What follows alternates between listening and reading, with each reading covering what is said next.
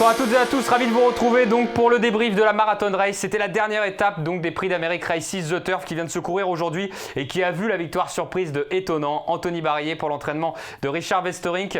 On va refaire évidemment le débrief de cette épreuve. Et je vais accueillir tout de suite mes trois invités. Charlet va peut-être arriver après, on ne sait pas trop où il en est. Quentin Passalboni est avec nous, Thierry Duval-Destin et Gilles Curens. Merci à vous d'être là les gars, bonsoir. Bonsoir. Et encore plus merci parce qu'il y a eu des désillusions aussi aujourd'hui. Avant de parler de la Marathon Race, je vais faire un petit tour de table. Gilles, Gladys Desplaines malheureusement, qui a été disqualifiée, qui a fait gagner d'ailleurs Thierry sur tapis vert. Comment tu l'as vécu Gilles, très sincèrement? Comment je l'ai vécu? Difficilement, mais... Pas trop bien, difficilement non. Après je dois vous avouer que j'ai pas sauté de joie. Après le poteau, si vous avez pu le voir, c'est un petit peu moins démonstratif que d'habitude que je peux gagner une course de ce type. Non, j'ai vu que ma jument n'était pas parfaite déjà dans le parcours. Donc évidemment, après dans la ligne droite, je vois pas parce qu'elle est en dedans de Grace de Faël qui est 2 fois plus grande qu'elle. Donc je vois pas les allures, mais je me doute bien souvent quand ça va moyen dans un parcours, ça s'arrange pas pour finir. Donc ouais, elle n'était pas parfaite aujourd'hui. Je me pose des questions sur la ferrure parce que quand je l'ai couru avec des plaques, c'est pour ça que Raffin l'a montée plus, elle était rentrée boiteuse et je pense qu'elle est sensible des pieds et la jument était parfaite au travail, j'ai jamais eu d'alerte sur les allures et elle était parfaite au hit. Donc une fois que j'ai enlevé les godasses, c'était plus pareil. Donc je vais mettre ça sur le compte du déferrage.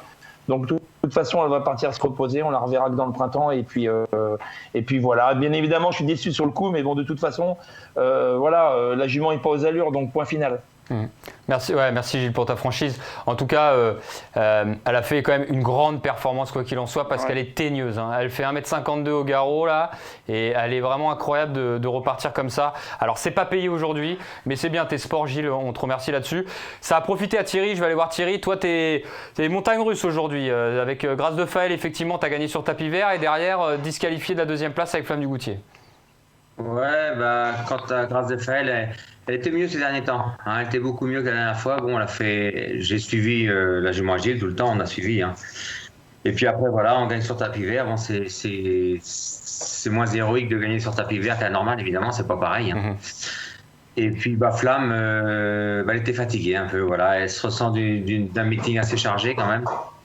Et elle était héroïque tout le meeting, on ne peut rien lui reprocher. Et il y a mis une droite, elle était fatiguée, elle a fait 2 foulées devant, elle a fait 2 foulées de galop. Et voilà, c'est tout à fait justifié. Ok, écoute, c'est noté aussi Thierry, merci pour ta sportivité. Quentin, je ne vais pas te demander tout de suite puisque Money Viking, ça fera partie du débrief. Les gars, tout de suite, on retourne donc sur ce débrief de la Marathon Race. On va tout de suite écouter les propos donc d'Anthony Barrier qui s'est imposé au sulky donc de Étonnant. On l'écoute. C'est vrai que c'est un cheval qui a fait un hiver génial, il a toujours été là. Même dans la défaite, il n'était jamais loin. Il a été exemplaire dans le Cornulier, je pense. Il a été super dans l'île. Ce que vous voulez, je crois que ça l'a rendu plus fort, 4000 mètres. Voilà, on savait pas trop, mais la preuve que Richard reste un super entraîneur parce qu'il a toujours dit que c'était un vrai cheval de fond qui avait 2 pendules. On l'a toujours pris pour un vrai sprinter. Comme quoi, voilà, on a un grand entraîneur, un grand cheval, donc je suis super content d'être associé avec eux aujourd'hui, forcément. Donc voilà, on a eu ces réactions, les gars. Un Anthony Barrier que moi que j'ai pu croiser sur l'hippodrome et surtout après la course, j'ai été pas un des premiers, mais voilà, à aller le voir parce que j'étais sur la piste. Hein, j'avais peut-être pas le droit, je sais pas. Bref, et il m'a dit qu'il était un peu ému. Il m'a dit que ça faisait longtemps qu'il n'avait pas gagné un groupe 1 et que c'était pas facile en plus, encore plus à l'attelé. C'est mine de rien, Anthony Barrier, les gars, c'est un driver qui fait toujours partie du top 10, top 15, qui fait pas de bruit mais qui est quand même efficace. On est d'accord là-dessus? On est d'accord, surtout que moi je l'utilise régulièrement. Oui. Donc c'est lui qui m'avait gagné ma 100e victoire. Il est très bon monté à l'attelé, c'est un mec très complet. Et puis quand tu fais mener Anthony, tu restes jamais enfermé. Voilà, c'est un très bon driver. Ouais, Quentin, t'en as pensé quoi de la drive d'Anthony? C'est lui qui l'a gagné tactiquement là quand même. Ah oui, il a été devant, il sait que le cheval est bon devant. Il a réussi à bien le décontracter et tout. Il a tout repris, il est parti au bon moment. Enfin, je veux dire, il a super bien mené. Hein. Thierry, Anthony Barrier, voilà, comme je disais, quelqu'un qui fait pas beaucoup de bruit mais qui est efficace. Bien sûr, et c'est méritant pour lui de gagner un groupe 1. Le prix de Paris, c'est même plus qu'un groupe 1 quand même, c'est le prix de Paris. Donc, tant mieux pour lui. Et il y a une forte concurrence chez les drivers. Attention, il y a les bons chevaux, tout le monde ne peut pas les avoir. Et là, c'est bien et ça s'est bien passé pour lui. On en parlait avec Pierre Vercruijs d'ailleurs, je te regarde un peu Quentin. Pierre qui me disait effectivement que le top 10, ça fait 10-15 ans c'est très dur de l'intégrer, le top 10 des drivers attelés, je parle. Et que justement, arriver à faire sa place comme ça, c'est difficile. C'est très difficile. Alors, on va enchaîner les réactions. On va aller rapide pour ne pas vous faire perdre de temps. Cette fois-ci, on va écouter Richard Westering, qui a répondu au micro, sa réaction juste après la course. Je savais toujours qu'il était bon. J'ai toujours cru à ce cheval, mais c'est beau. Des fois, c'est un drôle de pari quand même. C'est chouette. Oui, bon, après, Franck Leblanc, il m'a donné une petite idée. Je l'ai que dit à Anthony, mais j'ai dit, tu fais ce que tu veux. Bon, il était parti. Il contrôlait. C'était le seul cheval pour aller devant presque dans la course. Donc, il aime bien ça. Donc, après c'est magnifique, ça. Des fois, les courses, c'est con, mais des fois, les courses, c'est super joli quand même. Alors voilà, on a entendu Richard. Ça fait plaisir de voir Richard comme ça. Je sais qu'il y en a, en tout cas que ce soit peut-être Thierry, Gilles, vous le connaissez assez bien. C'est quelqu'un d'attachant, Gilles. Je te vois sourire. Mais... Ah ouais, c'est un ami. Richard, c'est un ami. C'est un ami. Je connais depuis. Il était venu manger à la maison quand Imoko avait 2 ans.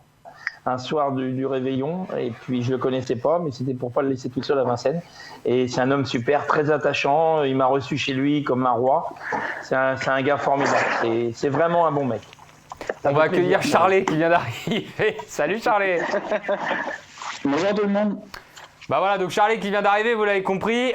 On était en train de parler de Richard Westering. Charlet, je vais venir te voir juste après. Thierry, je disais, ça fait plaisir pour cet homme-là, même si toi, tu as été malheureux dans cette épreuve, ça fait plaisir pour Richard. Bien sûr, Richard, il découvre toujours des talents chez les chevaux et souvent il y a des pédigrés qui n'ont pas trop d'origine. Donc bravo à lui. En plus, il fait des chevaux, donc très grand candidat.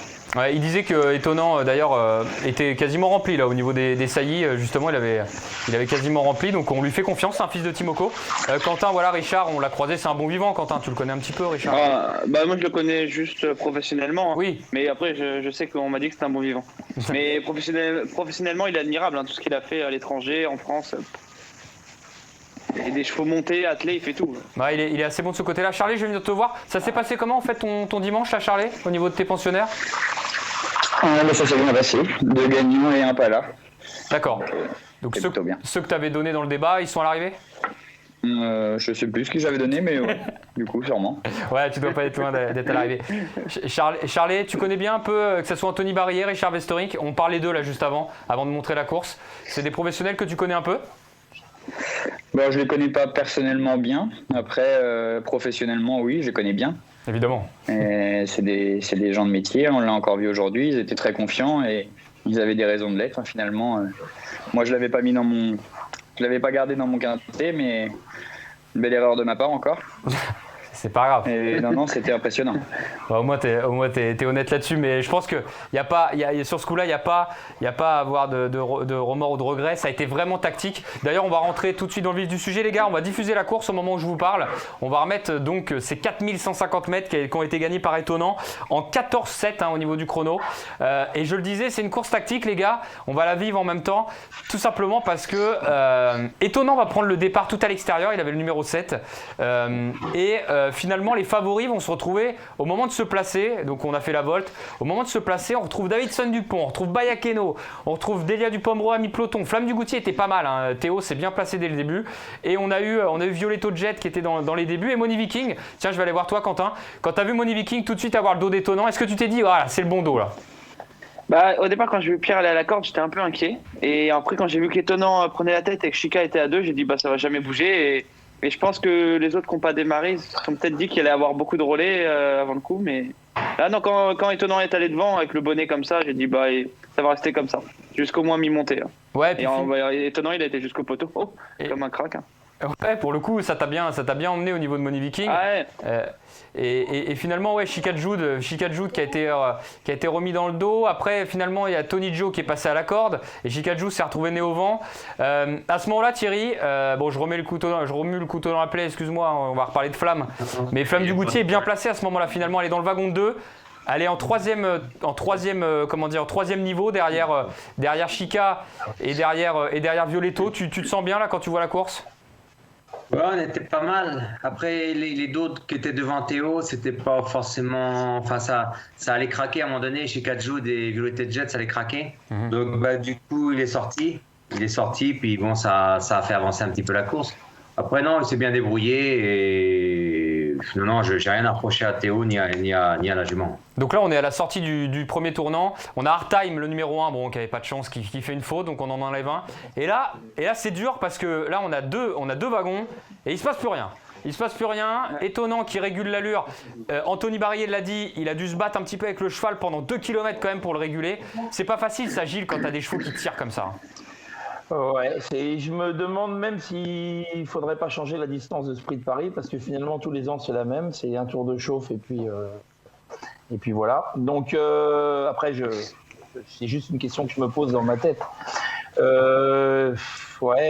C'est compliqué le premier tour, les gars ils veulent pas faire trop fort parce que c'est difficile de faire 4150 mètres, surtout que les chevaux ils n'ont pas l'habitude, ils font jamais ça. Donc le cheval il a un petit peu de mal à le décontracter, Anthony, mais il joue bien le coup parce qu'il arrive quand même à aller à sa main. Et puis gauche-droite, et finalement il arrive quand même à décontracter son cheval à mi-montée du premier passage. Donc tout va bien pour lui à ce moment-là. Là on a quasiment fait un tour. Charlie, je vais venir te voir. Charlie, tu t'as réussi à la voir en direct la course ou tu l'as revue après toi? Ouais, je l'ai vu en direct. Et là, quand c'est bloqué, c'est inquiétant quand même. Toi, t'as pas de pensionnaire dedans, mais t'as Davidson Dupont, Delia qui est quasiment derrière, Diable de Vauvert, Bayakeno. On se dit, mais moi, là, j'ai vu un tour, je me suis dit, il va se passer quelque chose. Là, il y aura trop de surprises à l'arrivée. C'était le même sentiment pour toi? Bah ouais, on attendait tout le temps que quelqu'un se rapproche, lance un wagon de 3. Une fois que le wagon de 3 est lancé, on savait très bien que ça s'arrêterait pas. Sauf qu'il a mis un moment à se lancer, ce wagon de 3, et du coup, ils sont tous retrouvés loin. Ça fait faire beaucoup d'efforts au moment où tout le monde accélère, sachant que les chevaux de tête n'avançaient pas non plus. Donc, le plus dur, en fait, c'était qu'il fallait qu'il y en ait un qui se sacrifie pour venir, et personne n'a envie de se sacrifier quand c'est comme ça. Qu'est-ce que c'est dur à ce moment-là quand tu dois te sacrifier. Et là, il y a un tournant, décoloration. Qui se met sur le côté, Tony Lebelair qui se dit, il y a un moment donné, il faut que je tente quelque chose. Je suis un outsider, je suis en forme, j'y vais. Et au moment où ça se décante, Jean-Michel, il hésite à sortir, et là, patatrac. Au moment où on parle, grand galop, Davidson Dupont perd le favori. Et il n'est pas facile ce Davidson quand même, il a une classe folle, mais en fait, Thierry, est-ce que Davidson, tout simplement, ça n'avançait pas assez pour lui, à mon avis? Ouais, peut-être, ça s'est mal goupillé pour son cheval, il n'avait pas mis de cloche, et il est tombé, semble-t-il, léger. Après, voilà, il était second du Prix d'Amérique quand même. Hein. Oui.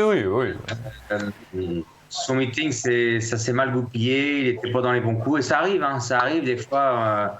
Ça arrive même à Jean-Michel de ne pas être dans les bons coups, donc voilà, c'est des courses. Tiens, garde la main Thierry. Flamme du Goutier qui sort. Là d'un coup Théo il se dit j'ai deux chevaux devant moi, un peu comme tu disais, 2 chevaux devant moi, ça va pas le faire. Il sort, il ramène Delia du Pomereux. Il y a Valzer Di Poggio qui passe de la corde en 3e épaisseur, donc ça c'est bien joué de la part de Nico Baz. Et derrière Bayakeno, Diable de Vauvert. Là quand tu as vu Flamme du Goutier venir à l'extérieur des tonnants, est-ce que tu y as cru là à ce moment-là? On est à 500 mètres.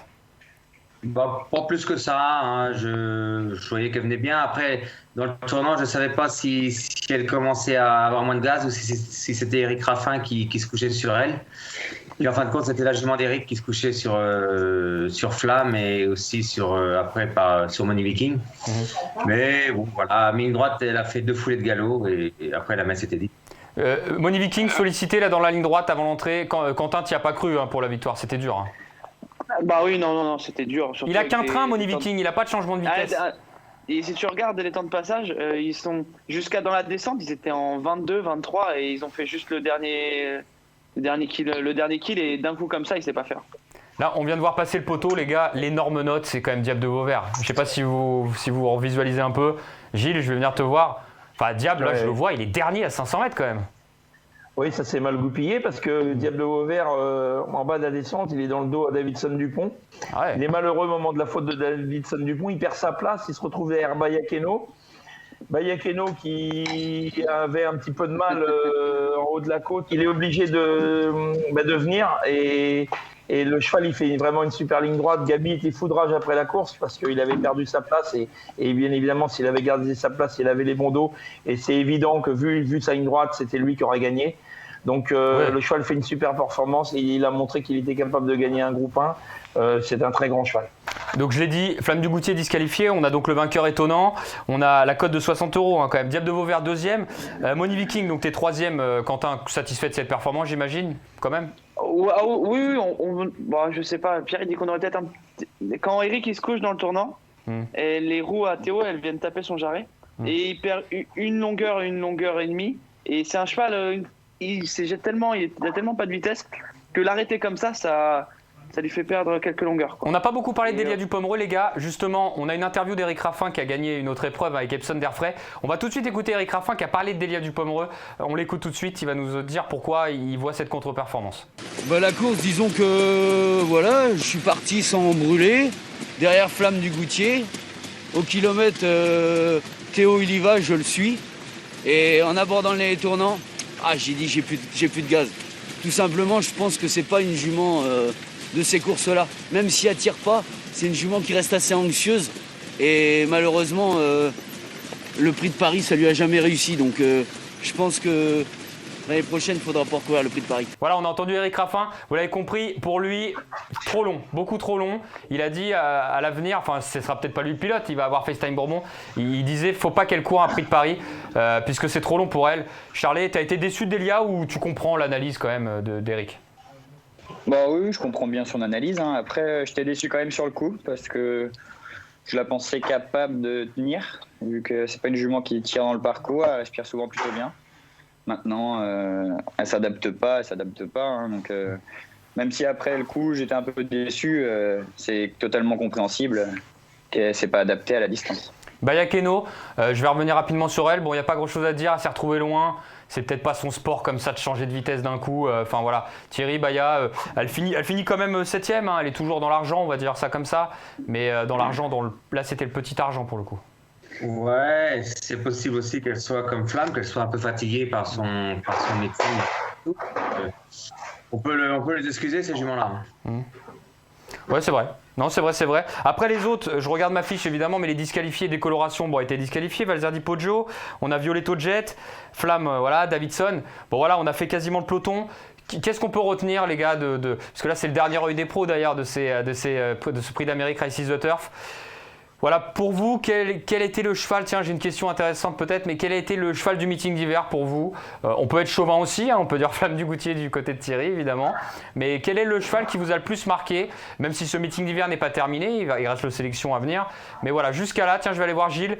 Est-ce qu'il y a un cheval, par exemple, qui pour toi, t'a vraiment marqué? Ça peut être FaceTime Bourbon, qui est tout simplement le crack. C'est FaceTime Bourbon. Il a gagné des préparatoires au Prix d'Amérique. Il a été bon. Il a gagné le Prix d'Amérique bien comme il faut, on va dire. L'autre jour, voilà, il est battu, mais il est deuxième quand même. Il n'est pas à la rue. Non, pour moi, c'est le cheval du meeting. C'est souvent le cheval qui gagne le Prix d'Amérique. Pour moi, qui est le cheval du meeting. Bah écoute, je vais aller voir les autres. Ça peut être aussi un cheval qui a fait une énorme progression, pas forcément. Charlet, est-ce que tu restes sur FaceTime Bourbon ou ça peut être quelqu'un d'autre? Moi, j'aurais dit Elia Dupomereux, que ça fait quand même longtemps qu'on la voit figurer, qu'elle n'arrivait pas à gagner son groupe 1. Là, on l'a vu faire des superbes perfs déjà avant le Prix d'Amérique, où c'était dans le Prix de Bourgogne, où elle venait échouer à une tête de fast time. Et puis, c'est quand même celle qui a réussi à le détrôner cet hiver. Donc, c'est une grande fierté pour elle, je pense. Et ça aurait été le jument qui m'a marqué et que j'étais heureux qu'elle ait gagné son groupe 1. C'est sympa. Quentin? Moi, comme tu disais être chauvin, moi la jument de Thierry cet hiver, elle m'a vraiment impressionné. Aujourd'hui, elle refait même un peu de terrain sur étonnant. Si elle aurait été deuxième fois, c'est ma révélation de l'hiver. Je l'adore. Ouais, elle alterne trop montée, trop attelée. Ouais, j'adore les chevaux comme ça. Thierry, tu peux dire Flamme comme autre chose, c'est pas un problème, mais comment tu l'as vécu toi ce meeting d'hiver? Ah non, je détacherais quand même FaceTime. Voilà, il a gagné le Prix d'Amérique plaisamment, les secondes du Prix de France. C'est le crack, il est toujours là, donc c'est quand même FaceTime. Ok les gars, Bon, bah écoutez, ça va être le moment de vous laisser. On a terminé ce débrief. Et Quentin, arrête de boire un coup, là, ça fait pas sérieux. Là. Et je croyais qu'on me voyait pas sur la caméra. Écoutez, on laissera ma voix, mais je couperai la vision, parce que ça se fait pas de montrer ça. Les gars, on en a terminé. Merci beaucoup pour cette saison de l'œil des pros. Vous avez été vraiment cool d'être au rendez-vous tout le temps. Franchement, c'est un format où la plupart des gens sont contents. Tout le monde n'est pas toujours content, mais la plupart sont contents. J'espère vraiment qu'on pourra l'enchaîner sur d'autres types de projets. J'espère pouvoir compter sur vous en tout cas. Donc un grand merci, là c'est moi tout seul, un grand merci à toi Gilles Curens, merci à toi Charlet, merci à toi donc Thierry et Quentin, voilà le petit dernier venu aujourd'hui. Merci à vous, c'est une super expérience. Merci à toi Quentin. Les gars, je vous libère, bonne soirée à vous et j'espère à très bientôt dans l'œil des pros. Salut les gars. Bonsoir à tous. Merci. Vous l'avez compris, c'est la dernière donc de l'œil des pros, c'était le débrief. Et voilà, comme je le disais, on verra s'il y aura d'autres saisons et s'il y aura d'autres circuits qui vont être à suivre. Mais voilà, en tout cas, vos retours ont été lus. Et s'il y a des améliorations à faire, on les fera. Et en tout cas, voilà, tout a été agréablement pris de manière générale par vous. On a fait un record d'audience, je crois, sur YouTube, quasiment 70 000 sur le Prix d'Amérique. Bref, vous avez été géniaux. C'est moi qui vous remercie du fond du cœur et j'espère à très bientôt. Salut.